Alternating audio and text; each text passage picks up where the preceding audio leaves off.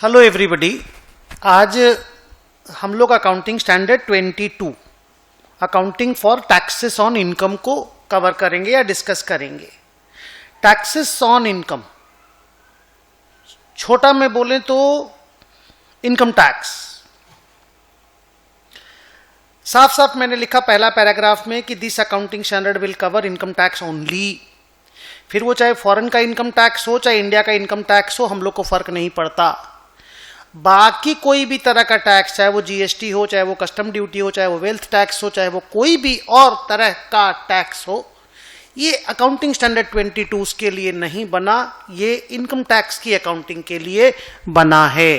Income tax आप लोग एक पेपर पढ़ते हो, सीए इंटर में, सीए फाइनल में, सीएमए में, कि कंपनियों को, इंडिविजुअल्स को अपनी इनकम पे टैक्स देना पड़ता है। वो कंपनी के लिए, उस आदमी के लिए लायबिलिटी है और उसको P&L में डेबिट करना पड़ता है। इंडिविजुअल वगैरह लोग, कई इंडिविजुअल लोग उसको ड्राइंग भी ट्रीट करता है, लेकिन मेजॉरिटी में it should be and principally it should be, क्योंकि बिजनेस के P&L होते हैं तो एक्सपेंस के रूप में ट्रीट होना चाहिए।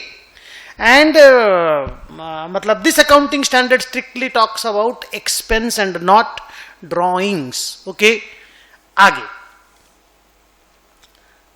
कहते हैं कि दो तरह का टैक्सेस ऑन इनकम है। एक का नाम है करंट टैक्स और एक का नाम है डेफर्ड टैक्स। करंट टैक्स का मतलब वही वाला टैक्स जो आप लोग टैक्स की क्लास में पढ़ते हो। टैक्सेबल इनकम कोई कंपनी अर्न किया, उसके ऊपर जो उसको टैक्स देना पड़ेगा, that is current tax. Deferred tax is something new. बीच बीच में कभी कभी आप लोगों ने क्लास में सुना होगा डेफर्ड टैक्स क्या है। आज हम लोग डेफर्ड टैक्स के बारे में डिटेल में डिस्कस करेंगे, बट ऐसा नहीं कि करंट टैक्स को हम लोग छोड़ देंगे। करंट टैक्स और डेफर्ड टैक्स को अगर मिला लेते हो, मान लो करंट टैक्स 100 लाख का, डेफर्ड टैक्स 30 लाख का, दोनों मिला दिए तो 130 लाख को बोला जाता है tax expense. Profit and loss account में सीटी और डीटी में, शॉर्ट में CT current tax, DT deferred tax, CT और डीटी को मिला करके जो टोटल फिगर होता है उसको टैक्स एक्सपेंस बोलते हैं। P&L में टैक्स एक्सपेंस एक सिंगल अमाउंट के रूप में दिखाया जाता है। इनर कॉलम में सीटी डीटी ब्रेकअप करके दिखाओगे, बट आउटर कॉलम में टैक्स एक्सपेंस 130 टोटल एक साथ आता है प्रिंसिपली, और उसको टैक्स एक्सपेंस कहते हैं। बैलेंस शीट में जो करंट टैक्स पेएबल होता है, डेफर्ड टैक्स पेएबल होता है, वो कैसे दिखाया जाता है, I will be discussing that धीरे धीरे करके। आइए आगे चलते हैं। करंट टैक्स का जर्नल एंट्री क्या होता है। मान लो एक कंपनी का टैक्सेबल इनकम है 200, सब लैक्स में है। मान लो टैक्स रेट है 30%, तो मान लो उसका टैक्स पेएबल आया 60। ये जो टैक्स पेएबल है, जो आप लोग इनकम टैक्स की क्लास में ये वर्ड यूज करते हो, इसी को हम लोग करंट टैक्स बोलते हैं। इसी को हम लोग प्रोविजन फॉर टैक्स भी बोलते हैं, और करंट टैक्स लायबिलिटी भी यही है। तो सर कंपनी के लिहाज से या उस आदमी के जो भी एज 22 फॉलो कर रहा है उसके लिहाज से ये एक्सपेंस है, यस, इसीलिए P&L डेबिट होगा।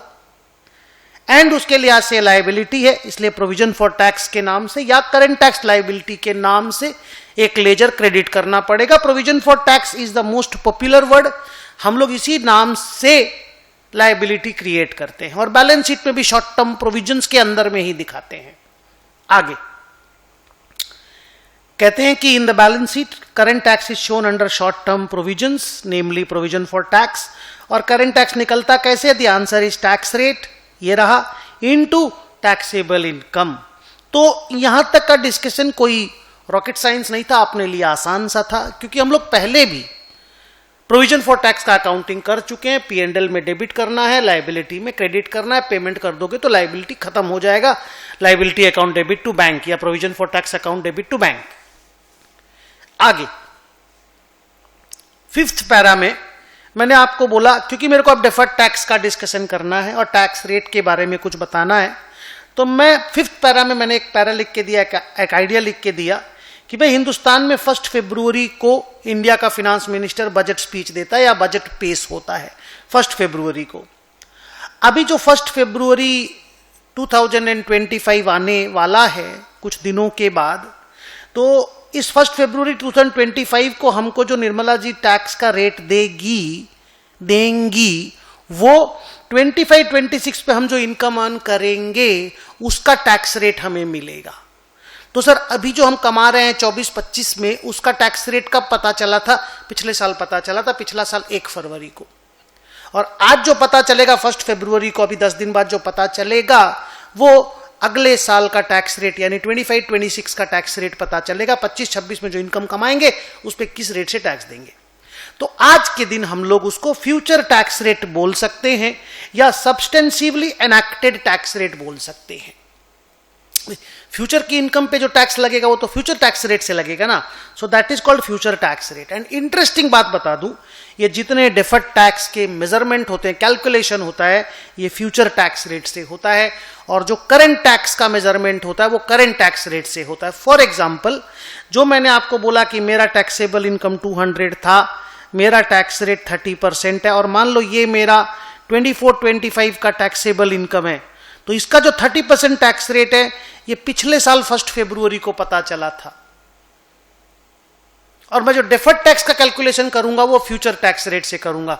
तो आप सिंपल से समझो, current tax liability is measured using current tax rate, deferred tax liability is measured using future tax rate. और फ्यूचर टैक्स रेट कौन सा होता है मैंने आपको बता दिया। आगे मैंने लिखा 6th पैरा में कि deferred tax is measured using future tax rate, However, it must be announced before the end of the year। तो 1 फरवरी को अगर रेट अनाउंस हो रहा है तो 31 मार्च के पहले ही हो जा रहा है, तो प्रॉब्लम कहाँ है। लेकिन कभी कभी ऐसा होता है कि 31 मार्च के पहले बजट स्पीच नहीं हो पाता बिकॉज ऑफ सम रीजंस और the other, then deferred tax का अमाउंट का कैलकुलेशन भी करंट टैक्स रेट से, इसी 30% से हम लोग कर लिया करेंगे। से the current tax rate is 30%। अब मान लो मैं आपको बोलता हूं कि आज के दिन जो करंट टैक्स रेट है वो 30% है, और जो फ्यूचर टैक्स रेट है वो मान लो 35%। निर्मला जी ने टैक्स रेट बढ़ा दिया, मान लो ऐसा है, तो ये करंट टैक्स लायबिलिटी के लिए यूज होगा और ये डिफर्ड टैक्स लायबिलिटी के कैलकुलेशन के लिए यूज होगा। आगे अब मैंने बोला कि अगर किसी साल में 31 मार्च तक बजट अनाउंस नहीं हो पाया, मान लो 2 अप्रैल को हुआ, तो क्या करेंगे, डिफर्ड टैक्स का कैलकुलेशन भी करंट टैक्स रेट से कर लेंगे, इसी रेट से 30% से कर लेंगे। अब आइए थोड़ा डिटेल में अंदर घुसते हैं, डिफर्ड टैक्स के कैलकुलेशन को समझते हैं, डिफर्ड टैक्स के आइडिया को समझते हैं। आपको अगर इजी लैंग्वेज में बोलूं तो एक ऐसा टैक्स जिसका कलेक्शन डेफर कर दिया गया, या सरकार ने बोला कोई बात नहीं आज मत देना कल दे देना, टाइप्स को डेफर्ड टैक्स बोलते हैं।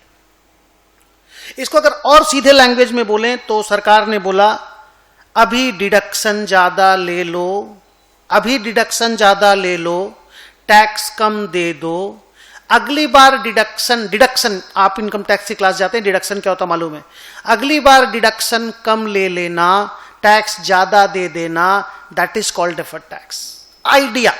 और करंट टैक्स तो भाई टैक्सेबल इनकम आया, टैक्स देना है, that is current tax, that simple. Example में सब कुछ दिखाएंगे, समझाएंगे आपको, टेंशन मत लेना। आगे तो डिफर्ड टैक्स की पैदाइश को, अकाउंटिंग को समझने के लिए आप 2 वर्ड समझो, अकाउंटिंग इनकम, टैक्सेबल इनकम क्या होता है।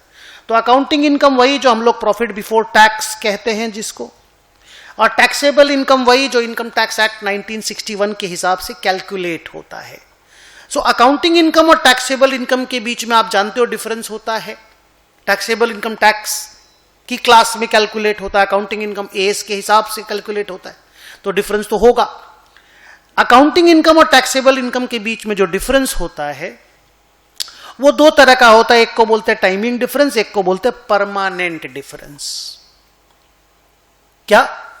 The difference between accounting income and taxable income are of 2 types, timing difference and permanent difference.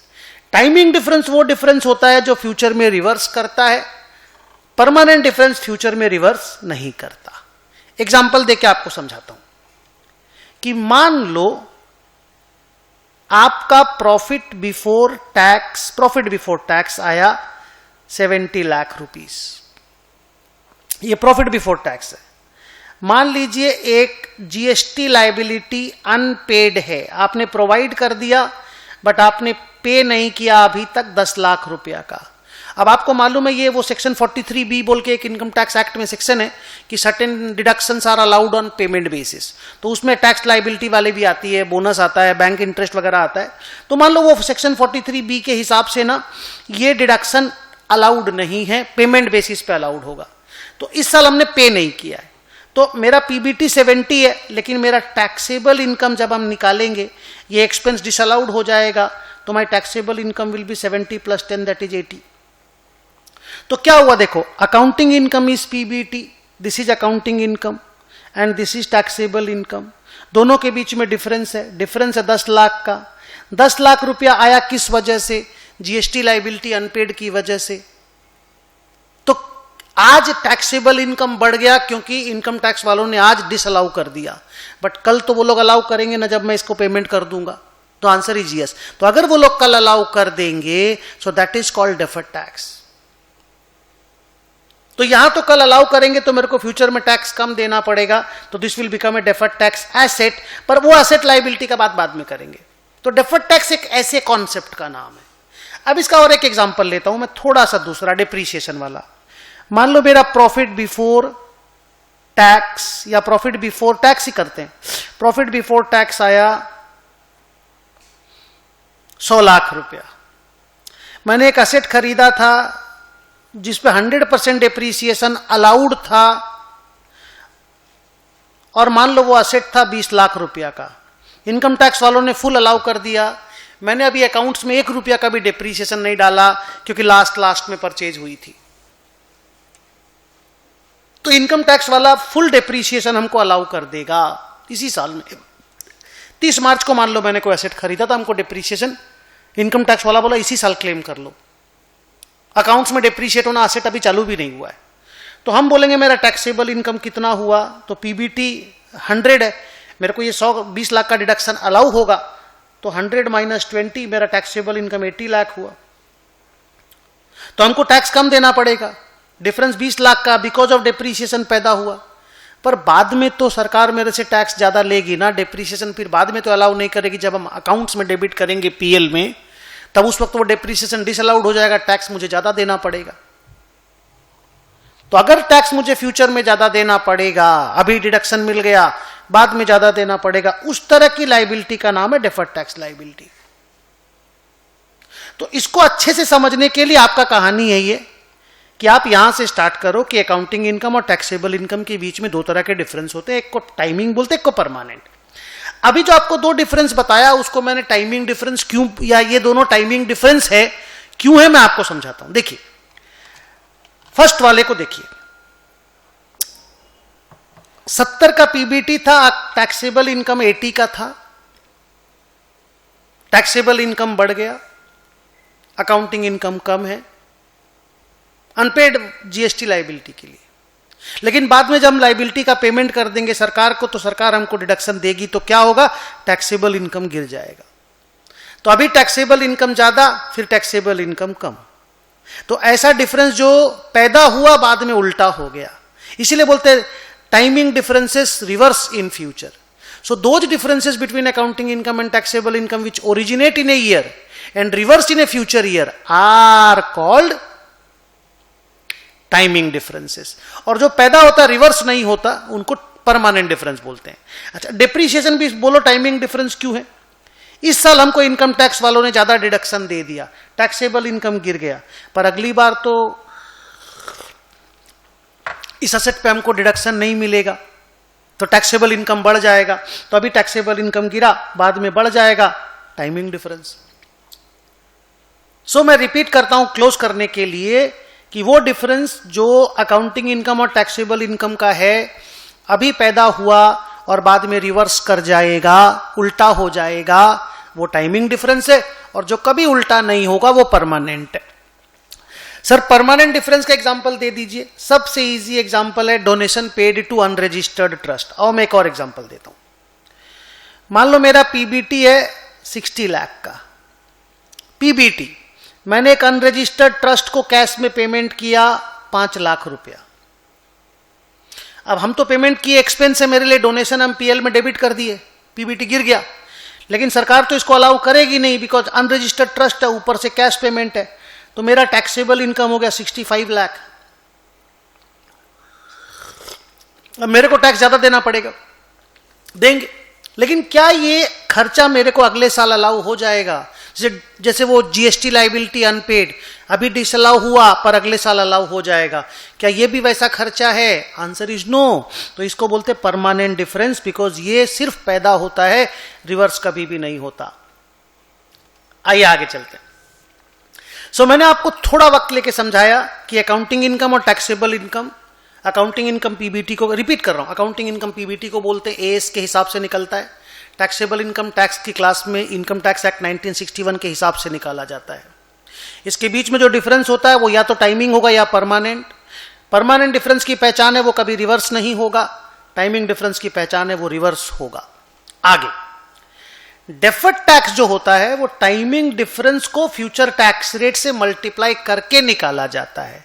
अगर मैं वो जीएसटी लाइबिलिटी वाला बात करूं तो वो 10 लाख का जो टाइमिंग डिफरेंस था, भाई 10 लाख का डिफरेंस था और वो टाइमिंग डिफरेंस था, क्योंकि वो फ्यूचर में रिवर्स होगा, अगले साल अलाउ होगा, इस साल डिसअलाउ हुआ तो क्या हुआ? तो इसको जब मैं फ्यूचर टैक्स रेट मान लो 33% से मल्टीप्लाई करूंगा तो डेफर्ड टैक्स निकलेगा।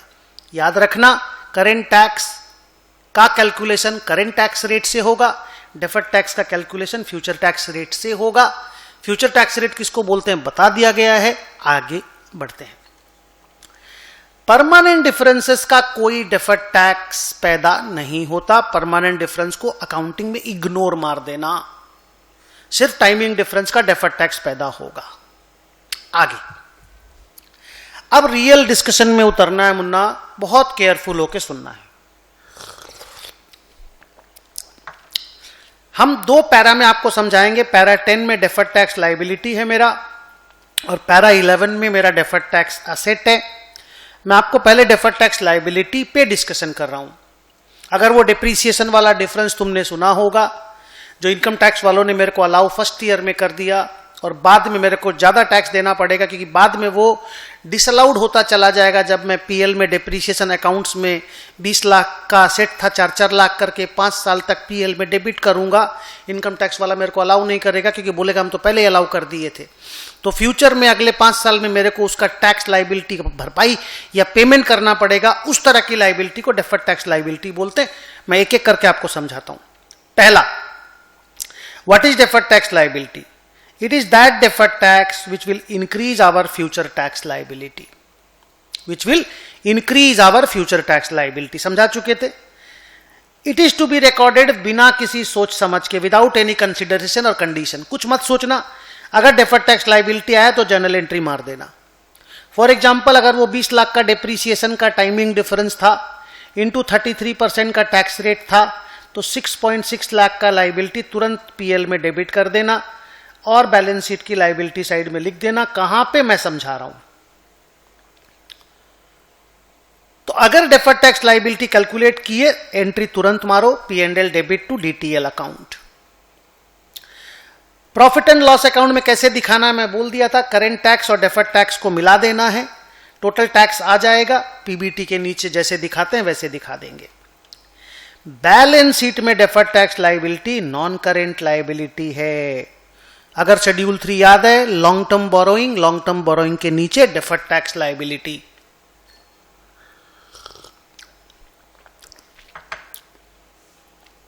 उसके बाद वो अदर नॉन करेंट लाइबिलिटी और प्रोविजंस वगैरह आते हैं।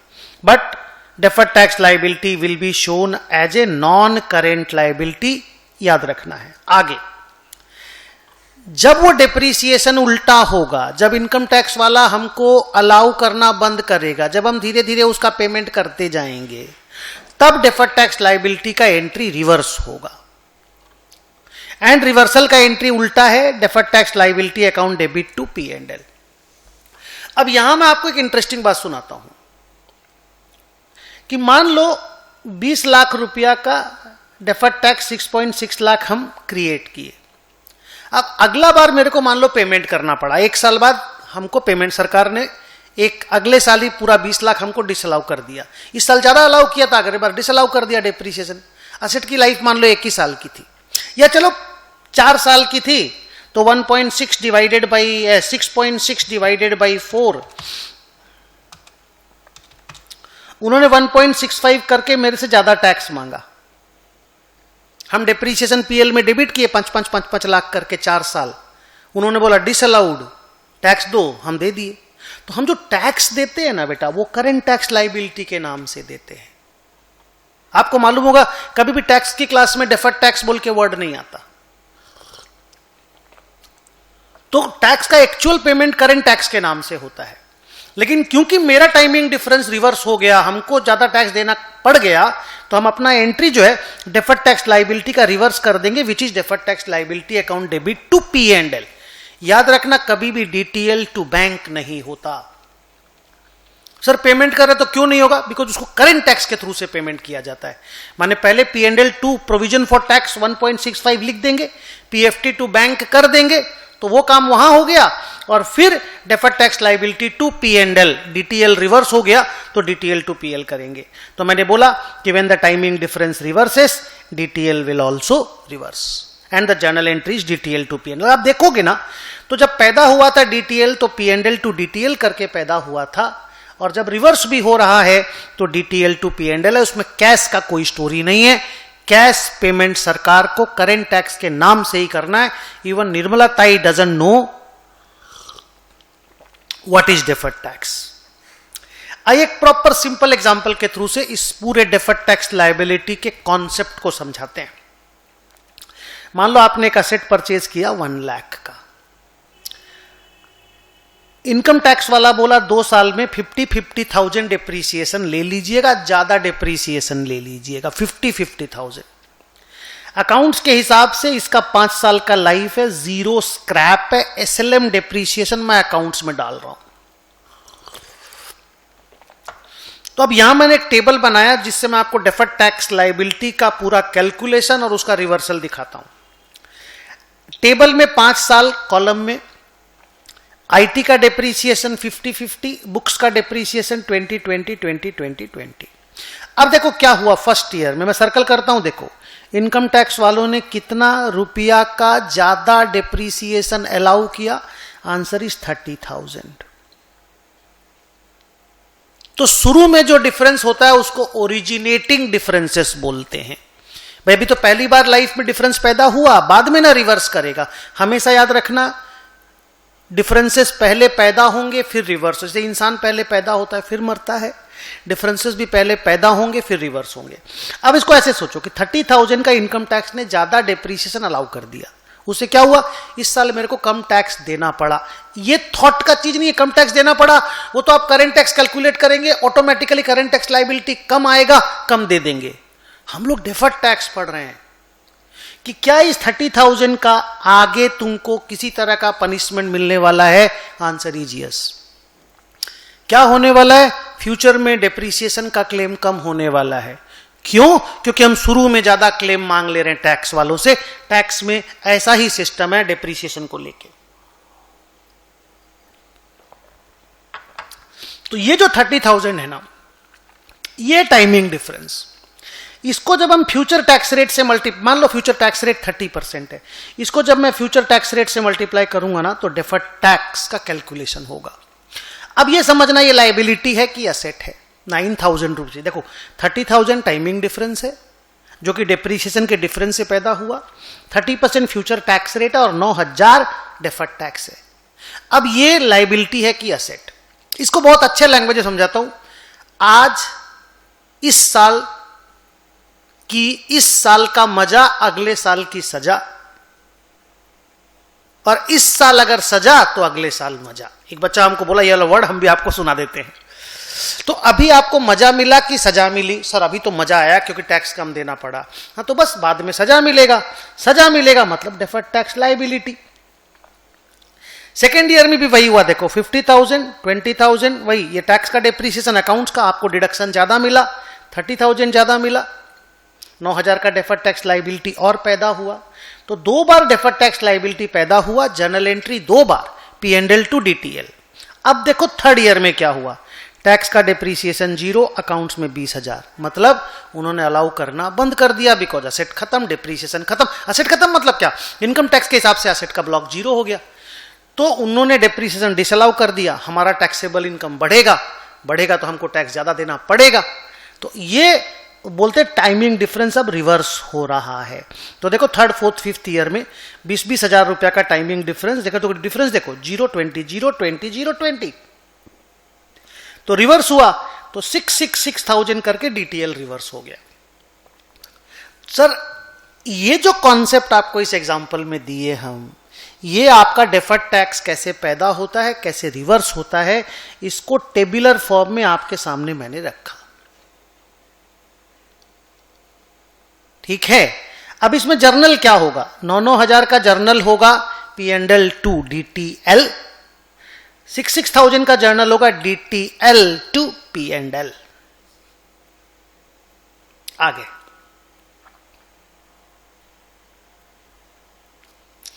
आइए डेफर्ड टैक्स असेट को समझते हैं, फिर बड़े बड़े एग्जांपल्स देखेंगे।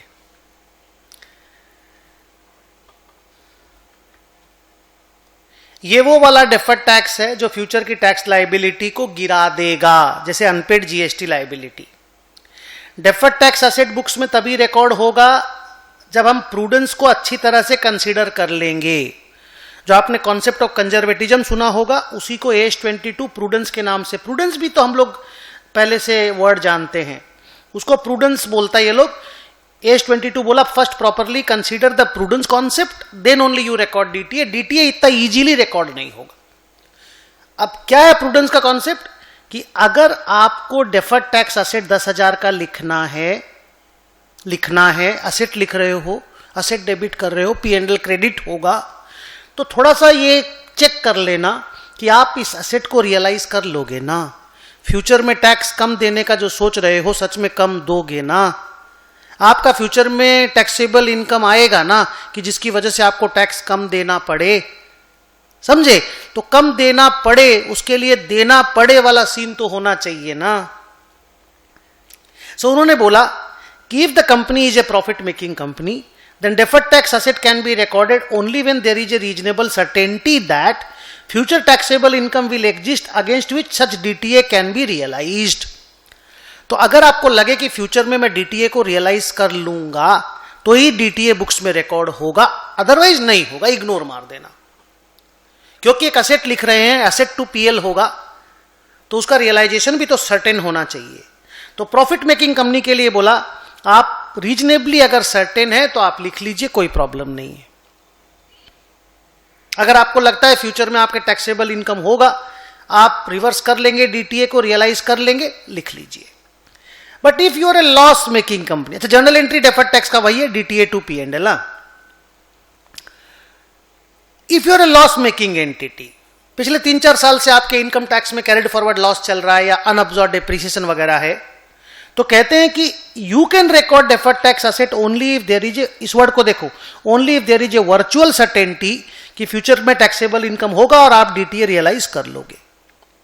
मतलब एकदम sure shot, almost sure, 100% surety आपको होना चाहिए कि आपको टैक्सेबल इनकम होगा और आप डेफर्ड टैक्स असेट रियलाइज करेंगे। अगर इस बात की आपको वर्चुअल सर्टेनिटी है तो ही डेफर्ड टैक्स असेट लिखिए, अदरवाइज इग्नोर मार दीजिए। तो इजी लैंग्वेज में अगर मैं बोलूं, profit making company like Reliance industries limited deferred tax asset आराम से लिख सकती है। लॉस मेकिंग कंपनी, किसका एग्जांपल लूं, अब तो सुजलॉन भी प्रॉफिट मेकिंग हो गया है। Loss making company like JP associate, इसको अगर डेफर्ड टैक्स असेट लिखना है तो वर्चुअल सर्टेनिटी टैक्सेबल इनकम के बारे में होना चाहिए। सर कोई आदमी फ्यूचर इनकम के बारे में कैसे सर्टेनिटी ला सकता है? Evidences, documents, paper, contracts. Sir virtual 100% certainty कैसे लाएगा?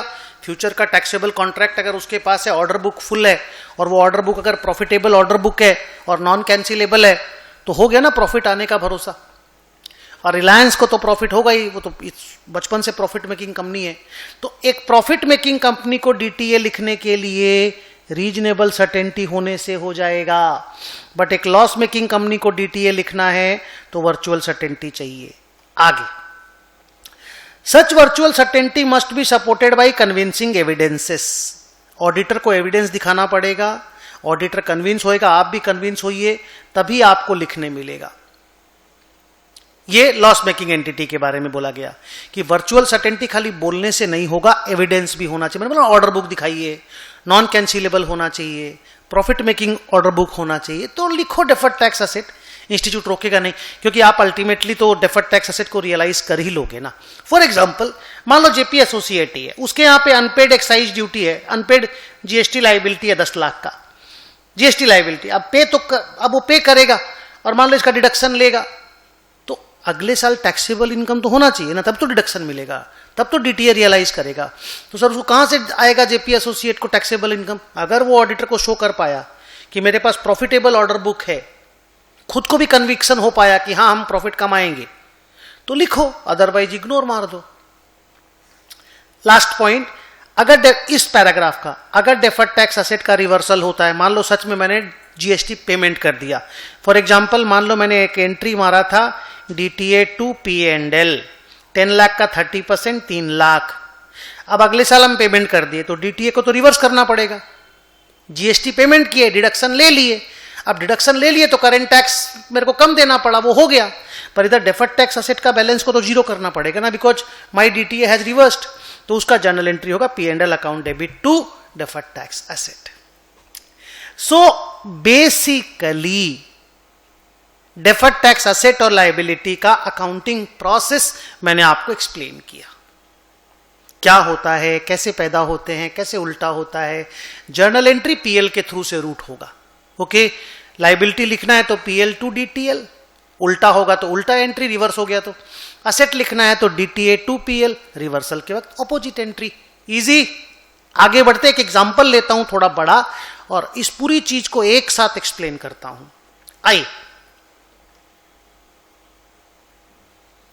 अच्छा, पीएनएल में और बैलेंस शीट में डेफर्ड टैक्स वैसे ही, असेट का बात बोल रहा हूं, पीएनएल में करंट टैक्स के साथ डेफर्ड टैक्स को एडलेस करके एडजस्ट हो के दिखा देंगे, और बैलेंस शीट में नॉन करंट असेट में आपने शेड्यूल 3 में देखा होगा, नॉन करंट असेट में डेफर्ड टैक्स असेट आता है, पहले प्रॉपर्टी प्लांट एंड इक्विपमेंट वगैरह आता है, उसके बाद नॉन करंट इन्वेस्टमेंट आता है, फिर डेफर्ड टैक्स असेट आता है। देखिए इधर एक कंपनी का पीबीटी 4 लाख, इस एग्जाम्पल में डेफर्ड टैक्स को पूरे अंदर तक जाकर के देखिए, ये सम्स भी है, आप समझो आपके सम्स भी ऐसे आएंगे। PBT 4 lakh, depreciation as per books 30,000, depreciation as per IT 50,000। Income tax वालों ने ज्यादा डेप्रीशिएशन आपको दिया, माने फ्यूचर में कम डेप्रीशिएशन आपको मिलेगा। आगे, donation paid to unregistered trust disallowed है, जीएसटी लायबिलिटी नॉट पेड जानते हो आप, current tax rate, future tax rate. पूरा अकाउंटिंग प्रोसेस एक्सप्लेन कर रहा हूं, बोर्ड पे देखो 1 by 1। पहले हम टैक्सेबल इनकम निकालेंगे, तो टैक्सेबल इनकम 4 लाख से स्टार्ट किया, 30,000 इज एज पर बुक्स, मैंने माइनस किया होगा, आप जानते हैं कि ऐड कर दो, और depreciation as per IT less कर दो, कर दिए। अनरजिस्टर्ड ट्रस्ट का पेमेंट डिसअलाउड है, एड बैक हो गया। जीएसटी लायबिलिटी अनपेड है, डिसअलाउड है, पेमेंट के वक्त अलाउड हो जाएगा तो पे कर देंगे तो अलाउ हो जाएगा, पर at this point of time disallowed है तो एड बैक कर दो। आप जानते हो डिसअलाउएबल एक्सपेंस को एड बैक करना पड़ता है, अलाउएबल एक्सपेंस को माइनस करना पड़ता है। और डेप्रीशिएशन एज पर बुक्स को ऐड क्यों किए? क्योंकि इनकम टैक्स वाला अलाउएबल है ना, बुक्स वाला तो नहीं है। अब ये तुमको मैं नहीं समझा सकता यार, तुम्हारा जुरिस्डिक्शन है। अब क्या हुआ कि सर जब ये किए तो 4,35,000 का टैक्सेबल इनकम आ गया। ये इनकम टैक्स एक्ट 1961 है, ये सुदर्शन अग्रवाल अकाउंट्स का टीचर नहीं पढ़ाता। नेक्स्ट, इसके ऊपर जब मैं करेंट टैक्स रेट से मल्टीप्लाई किया इसको तो 1,30,500 आया, जिसका नाम करेंट टैक्स है। ये करेंट टैक्स है। आगे जर्नल एंट्री मार दिया P&L to provision for tax, easy. Next आइए डिप्रीशिएशन के डिफरेंस को देखते हैं। As per books, as per IT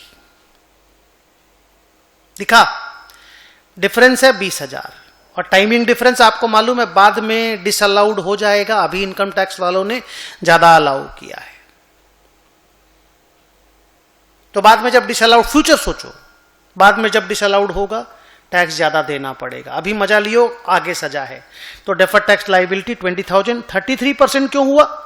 क्योंकि फ्यूचर टैक्स रेट 33% है। Deferred taxes are measured using future tax rate. तो 6,600 का deferred tax liability, journal entry देखो P&L टू DTL। अब है डोनेशन टू अनरजिस्टर्ड ट्रस्ट 12,000, ये परमानेंट डिफरेंस है। क्यों? आगे भी अलाउड होने वाला नहीं है, अभी भी डिसअलाउड है, तो डिसअलाउड है, आगे भी अलाउड नहीं होगा, permanent difference, so no deferred tax. आगे GST अनपेड 43,000, अभी तो डिसअलाउड हो गया, सजा मिल गई, पर अगले बार जब आप पेमेंट करोगे तो अलाउड हो जाएगा, डिडक्शन मिल जाएगा। तो ये टाइमिंग डिफरेंस है और डेफर्ड टैक्स एसेट पैदा करके देता है। और डेफर्ड टैक्स एसेट का अमाउंट निकाला तो आया 14,190 मल्टीप्लाई करके, जर्नल एंट्री मारा DTA account debit to P&L account. यहां तक हम आपको पढ़ा चुके थे, एग्जाम्पल से एक्सप्लेन कर दिए। अब मैं आगे बताता हूं आपको। देखे आपकी डेफर्ड टैक्स लाइबिलिटी, बोर्ड पे देखो, डेफर्ड टैक्स लाइबिलिटी 6,600 था और डेफर्ड टैक्स एसेट 14,190 था।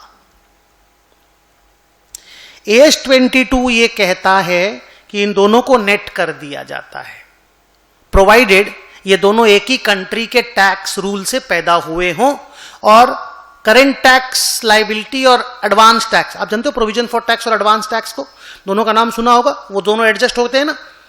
आप करेंट टैक्स का मान लो आपके लाइबिलिटी टैक्स का आया 2 लाख रुपया, आप एडवांस दे दिए थे 190, तो आपको तो गवर्नमेंट को और 10,000 ही देना पड़ता है ना। तो क्योंकि करेंट टैक्स एसेट और लाइबिलिटी एडजस्ट होता है, डेफर्ड टैक्स एसेट लाइबिलिटी भी एडजस्ट कर सकते हो, provided they arise in the same country. तो हम लोग का दोनों सेम कंट्री इंडिया का है, तो हम लोग इसको नेट कर देंगे और नेट करके P&L में लिखेंगे और बैलेंस शीट में भी नेट ही लिखेंगे, लेकिन ब्रेकअप नोट्स ऑन अकाउंट्स में देना पड़ेगा। आगे अब यहां देखो P&L में कैसा प्रेजेंटेशन होता है, बैलेंस शीट में कैसा होता है। PBT 4 लाख था, करेंट टैक्स 130,500 और डेफर्ड टैक्स 7,590 कैसे आया आपने देखा, 14,190 माइनस 6,600, क्योंकि ये डेफर्ड टैक्स असेट था, असेट बड़ा था ना, तो ब्रैकेट में दिखा दिए, इनकम है ना तो ब्रैकेट में दिखा दिए, टैक्स एक्सपेंस को कम कर दिए, 122,910 पैट आ गया। ऐसे दिखाना है करेंट टैक्स को और डेफर्ड टैक्स को, निकालना कैसे है बता दिए। ये फुल फ्लेजेड एक कंप्लीट पिक्चर आपके सामने आई कि this is how deferred tax accounting and current tax accounting is done. Balance sheet में कैसे दिखाना है, 130,500 obviously is a short term provision, ये देखो PFT short term provision, and 7,590 is a deferred tax asset, non current asset में दिखा देंगे, लेकिन इसका ब्रेकअप देना पड़ेगा नोट्स में। उसका पैराग्राफ अभी आने वाला है, आओ नेक्स्ट पैरा देखते हैं। Netting DTA and DTL। DTA and DTL should be shown as net amount if both the following conditions are satisfied. Already taught just 2 minutes back. पहला कंडीशन, करेंट टैक्स असेट और current tax liability should be allowed to be set off, India में allowed है। DTA and DTL should arise from the same governing laws India, that is Indian Income Tax Act 1961. अगर ये दोनों condition fulfilled है, जो आपके syllabus में हमेशा फुलफिल्ड रहेगा, डोंट वरी, नेट कर देना। नेट करके कैसे दिखाना है मैंने बता दिया, PL में करेंट टैक्स के नीचे, बैलेंस शीट में नॉन करेंट असेट या नॉन करेंट लाइबिलिटी में। ब्रेकअप देना पड़ेगा नोट्स में, डिप्रीसिएशन का 6,600, GST लाइबिलिटी अनपेड का 14,190, नेट इज 7,590, ब्रेकअप नोट्स में दे देंगे। Okay, so we are moving very nicely. हम लोग 13th नंबर पैरा में आ गए।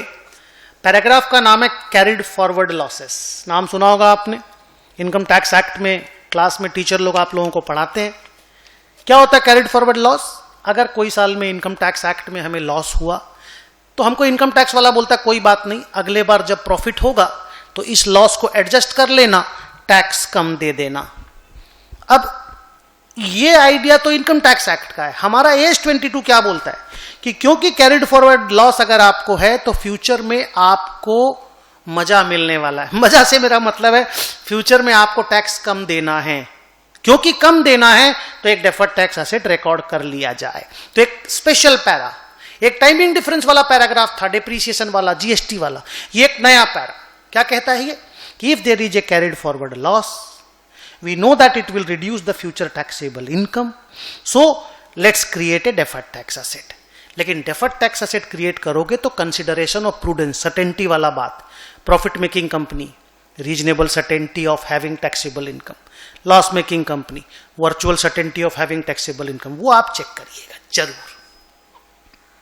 ओके और डेफर्ड टैक्स असेट निकलेगा कैसे? वैसे ही जितना आपका कैरिड फॉरवर्ड बिजनेस लॉस है फ्यूचर टैक्स रेट से मल्टीप्लाई कर दीजिए, डेफर्ड टैक्स असेट निकल जाएगा।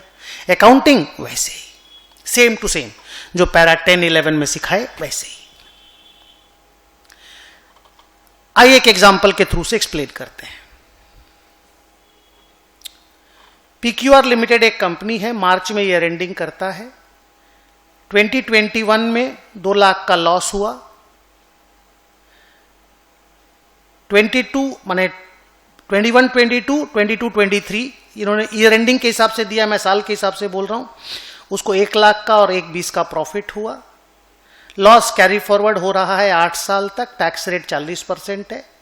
31/30/21 को कंपनी ऐसा फील करता है कि फ्यूचर टैक्सेबल इनकम उसको हो जाएगा, तो सर्टेनिटी वाला जो बात था देखो वो टेकन केयर है। सर पिछला एग्जांपल में आप सर्टेनिटी चेक नहीं किए थे, अरे वहां मान के चल गए थे कि सर्टेनिटी है, नहीं तो फिर उस पर बहस करते ना तो अकाउंटिंग नहीं सीख पाते। अब यहां बहस करते हैं ना तो साफ कंपनी ने बोला कि हाँ मेरा सर्टेनिटी है कि इनकम आ जाएगा और हम कैरिड फॉरवर्ड लॉस को सेट ऑफ कर लेंगे। बाकी कोई टैक्सेबल इनकम अकाउंटिंग इनकम में डिफरेंस नहीं है, बस ये कैरिड फॉरवर्ड लॉस जो है वो है।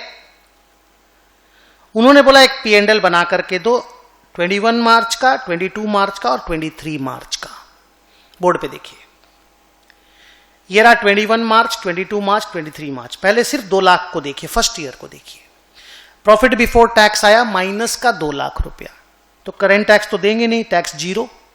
लेकिन क्योंकि ये 2 लाख का फ्यूचर में आपको डिडक्शन मिलेगा, कैसे? प्रॉफिट से एडजस्ट हो जाएगा, तो इस 2 लाख का 40% डेफर्ड टैक्स असेट बना लो। एक एंट्री मार दो, deferred tax asset account debit to P&L।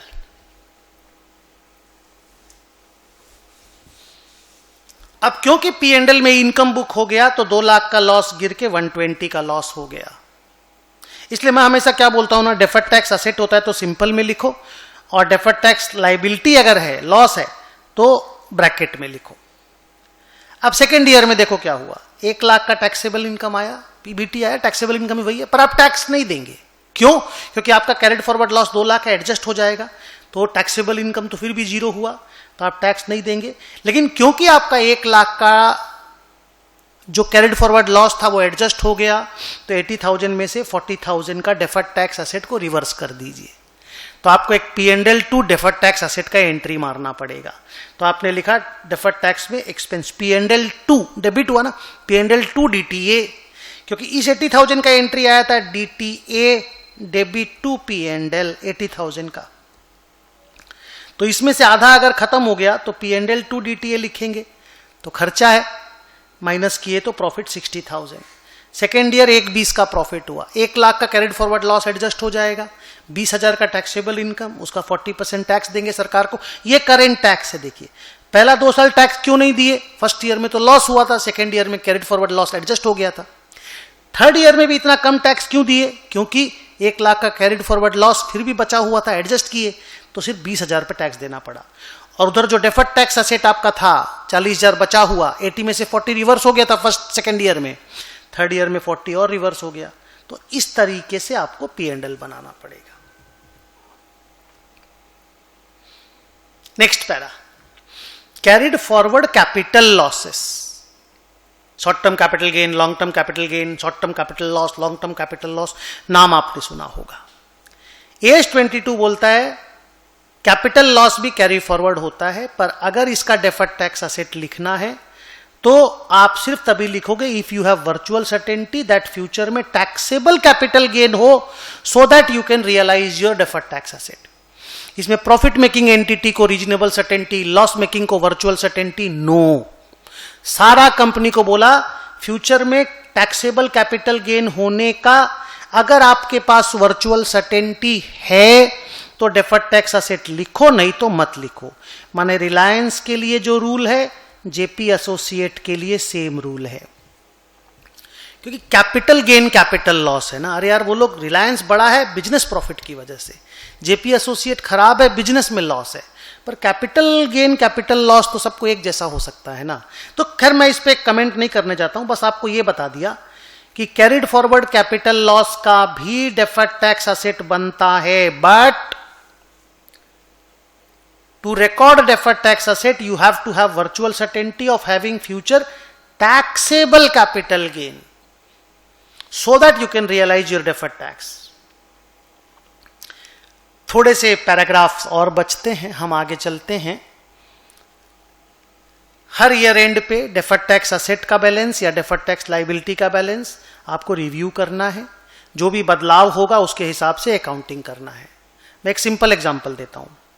मान लो एक आपका अनपेड जीएसटी लाइबिलिटी था, जीएसटी मान लो वो था 40,000, फ्यूचर टैक्स रेट उस वक्त 30% था। मान लो आपने 12 लाख या 12,000, 40,000 था ना, तो 12,000 का डेफर्ड टैक्स एसेट आपने बना लिया। सर्टेनिटी है पेमेंट को लेके, ठीक है, कोई प्रॉब्लम नहीं है। फ्यूचर का टैक्सेबल इनकम को लेके, एवरीथिंग को लेके सर्टेनिटी है, तो आपने डेफर्ड टैक्स एसेट बना लिया।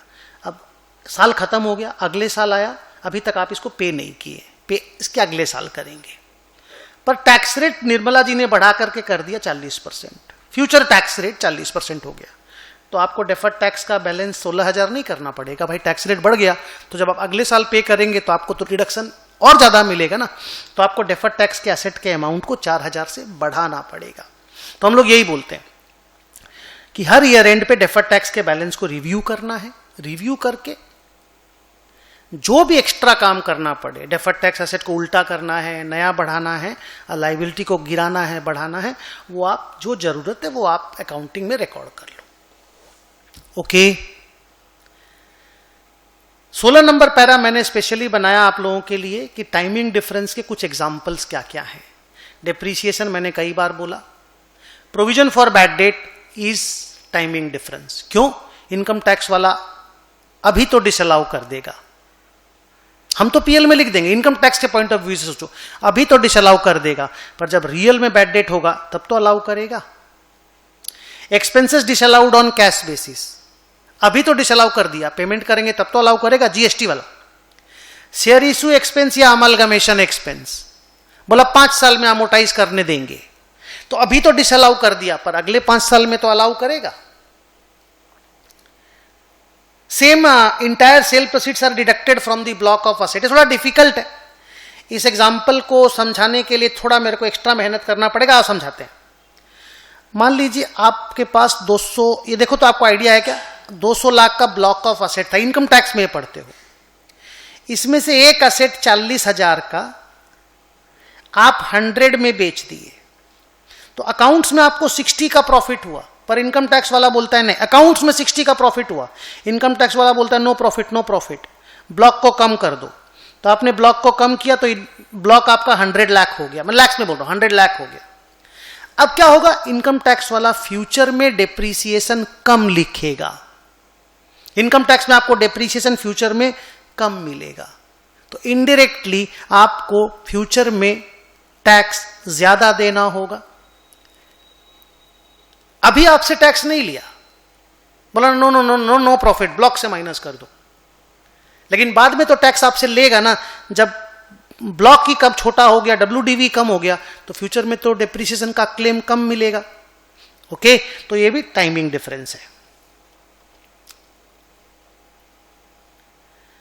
आइए 17 नंबर पैरा में चलते हैं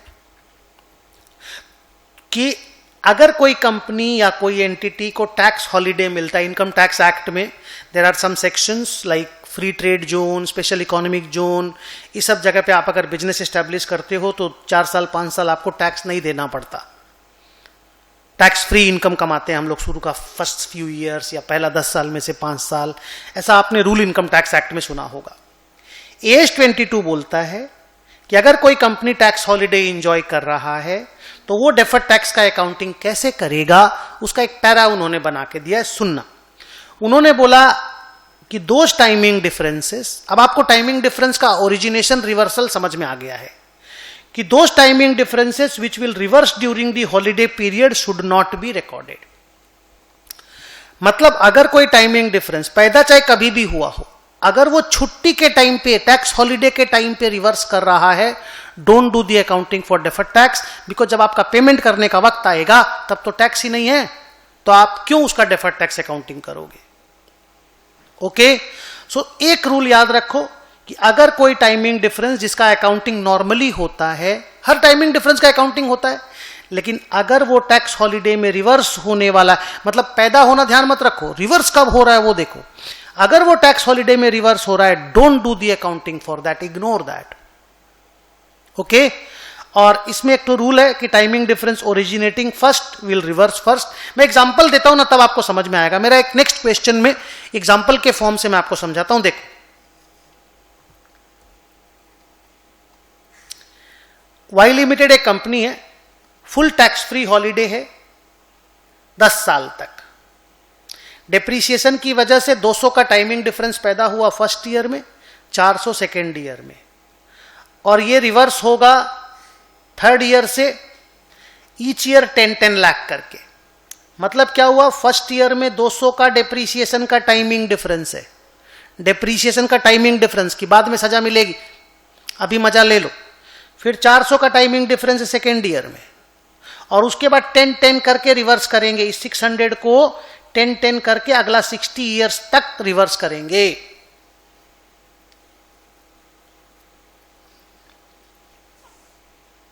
आपको बोला गया कि बताओ डेफर्ड टैक्स लायबिलिटी कैलकुलेट करो at the end of second year, और पीएल में कितना चार्ज करोगे वो बताओ। ठीक है, देखो ढंग से, कंपनी का tax holiday 100% for first 10 years, timing difference first year में 200 ओरिजिनेट किया, फिर 400, टोटल 600। अगले 60 साल में 10-10 लाख करके रिवर्स करेगा, जो मैंने आपको दिखाया यहां पे। अब तुम समझो कि फर्स्ट ईयर में 200 पैदा हुआ, सेकेंड ईयर में 400 पैदा हुआ, अब 10-10 करके अगले 60 साल में रिवर्स होगा, तो 10-10 करके अगला 8 साल टोटल 10 के अंदर आएगा, टोटल 10 ईयर्स है। फर्स्ट ईयर 200 पैदा, फिर 400 पैदा, फिर 10-10 करके 8 साल out of first 10 year reverse होगा।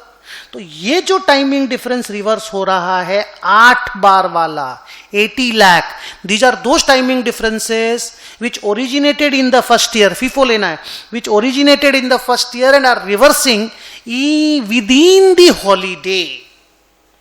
तो टाइमिंग डिफरेंसेस पैदा चाहे कभी हो, if they are reversing within holiday, accounting नहीं होगा। तो 80 लाख रुपया का अकाउंटिंग नहीं होगा। देखो, timing differences reversing during holiday and reversing after holiday. तो ड्यूरिंग हॉलीडे 80 रिवर्स कर रहा है, आफ्टर हॉलीडे 520। तो ये जो 80 रिवर्स कर रहा है, यहां आपको पेमेंट करने का जरूरत नहीं, क्योंकि आप तो हॉलीडे में है। तो इस 80 का अकाउंटिंग नहीं होगा सर, आउट ऑफ 200, बिकॉज 200 का ही तो टाइमिंग डिफरेंस ओरिजिनेट हुआ था, इसमें से 80 का अकाउंटिंग मत करो, बिकॉज यू विल नॉट पे। तो 120 का अकाउंटिंग कर लो फर्स्ट ईयर में, एंड देन 400 का अकाउंटिंग सेकेंड ईयर में कर लो, बिकॉज ये सब 520 जो है ये दोनों रिवर्स करेंगे हॉलीडे के बाद। तो मैंने क्या रूल बोला था, those timing differences which reverse during the holiday, don't do the accounting for that, और फीफो फॉलो करना है। कैसे फॉलो किया तुमने देखा, आओ बोर्ड पे। मैंने बोला out of the timing difference of 200 जो फर्स्ट ईयर वाला था, 80 is reversing during holiday, so no deferred tax. Therefore बाकी जो 120 बचा उसका 40% करके डीटी, मान लो 40% is the tax rate, 48 lakh का डीटीएल बना दिए, जनरल एंट्री हो गया PL to DTL first year में। सेकेंड ईयर में पूरा 400 का बना दिए, 400 इंटू 40% 160, जनरल बन गया 160 PL to DTL second year में। अब third, fourth, fifth, six, seventh, eighth, ninth, 10th year में कोई अकाउंटिंग नहीं होगा, बिकॉज वो जो रिवर्स हो रहा है 10-10 करके, उसका रिकॉर्डिंग ही नहीं किया गया है। तो सर ये टोटल मिलाकर के 48 और 160, ये टोटल मिलाकर के 208 है। ये रिवर्स कब होगा, 11th ईयर ऑनवर्ड्स। सर कितना कितना करके, 10 इंटू 40% करके, सोचो 10 लाख करके रिवर्स होगा, तो 4-4 लाख रुपया करके 52 साल में रिवर्स होगा।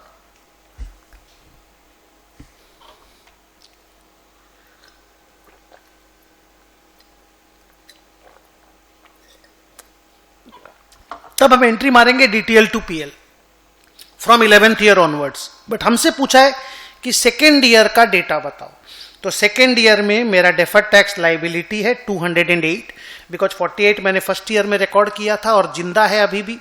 सेकेंड ईयर में मैंने 160 रिकॉर्ड किया था, अगर मैं लेजर बनाऊंगा तो 208 आएगा। तो ये deferred tax liability at the end of second year is 208। और सेकेंड ईयर में मेरा जो पीएल डेबिट हुआ था वो 160 है। उन्होंने 2 क्वेश्चन मांगा कि बैलेंस शीट का डीटीएल सेकेंड ईयर एंड में बताओ, आंसर इज 208।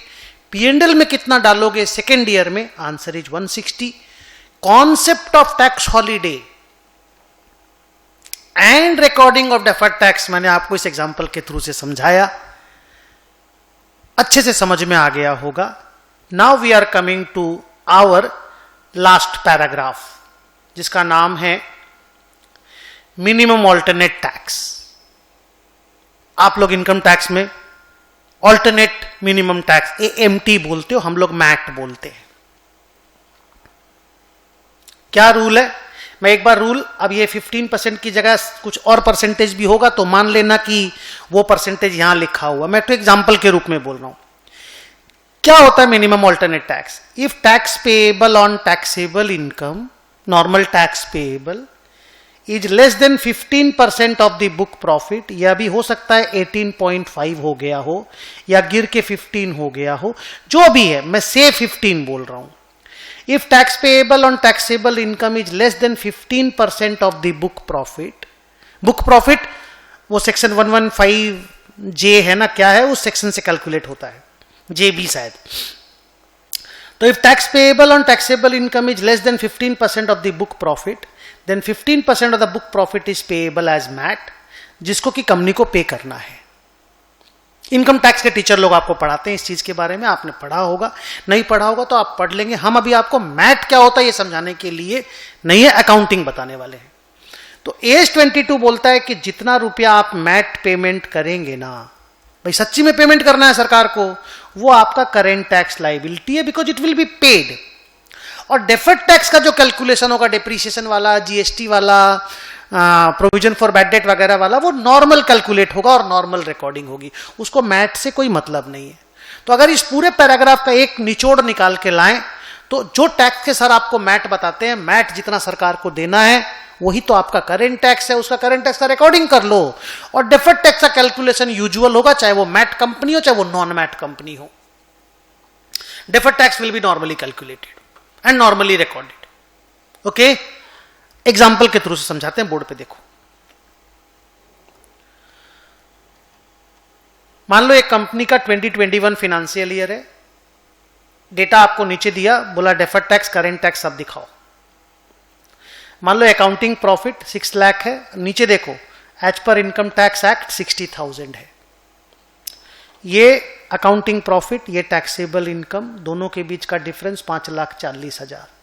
मान लो ये टाइमिंग डिफरेंस है, सब में बोला नहीं है पर मैं आपको बोल रहा हूं कि मान लो ये टाइमिंग डिफरेंस है और डिप्रीसिएशन की वजह से पैदा हुआ है, सब में लिखा नहीं है पर अज्यूम यही करने बोला है।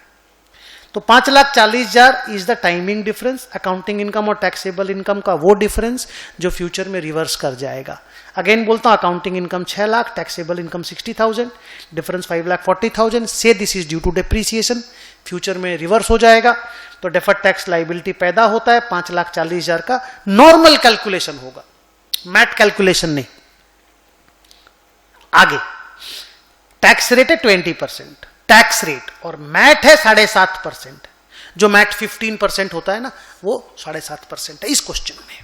अब करना क्या है, बोर्ड पे देखो।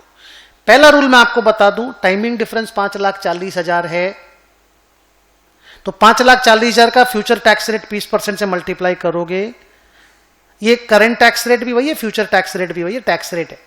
तो 5,40,000 का 20% करोगे ना बेटा, तो 1,08,000 आएगा। ये डेफर्ड टैक्स का कैलकुलेशन हुआ, नॉर्मल हुआ, इसमें मैट का कोई रूल ही नहीं है, रोल ही नहीं है, ज्ञान ही नहीं है। Deferred tax easy calculation, even MAT company या नॉन मैट कंपनी दोनों के लिए सेम। नेक्स्ट, अब आइए मैट कैलकुलेशन करते हैं। Tax payable on taxable income, थोड़ा सा मैं ऊपर को मिटा दूं। तो क्योंकि मेरा टैक्सेबल इनकम था 60,000, टैक्स रेट था 20%, टैक्स पेएबल निकला 12,000। 7.5% जो 15 होता है नॉर्मली, 7.5 एग्जांपल में दिया है। 7.5 प्लस द बुक प्रॉफिट, यहां बुक प्रॉफिट एज पर मैट सेक्शन 115 जेबी 3,50,000 है, उसका कैलकुलेशन किया तो 26,250 आया। करना क्या है, अगर tax payable on taxable income 12,000 is less than 7.5% of the book profit, then 7.5% of the book profit will be paid as MAT. तो हमको गवर्नमेंट को 26,250 देना पड़ेगा, दे दो और करेंट टैक्स ट्रीट कर लो। तो ये देखो मैंने किया, P&L अकाउंट डेबिट टू, ये करेंट टैक्स लाइबिलिटी, थोड़ा स्पेलिंग एरर हो गया, P&L account debit to current tax liability 26,250 normal entry, but MAT वाला, मैट पेमेंट हो रहा है ना, टैक्सेबल इनकम का टैक्स जो निकला था वो मैट से कम था तो मैट पेमेंट हो गया।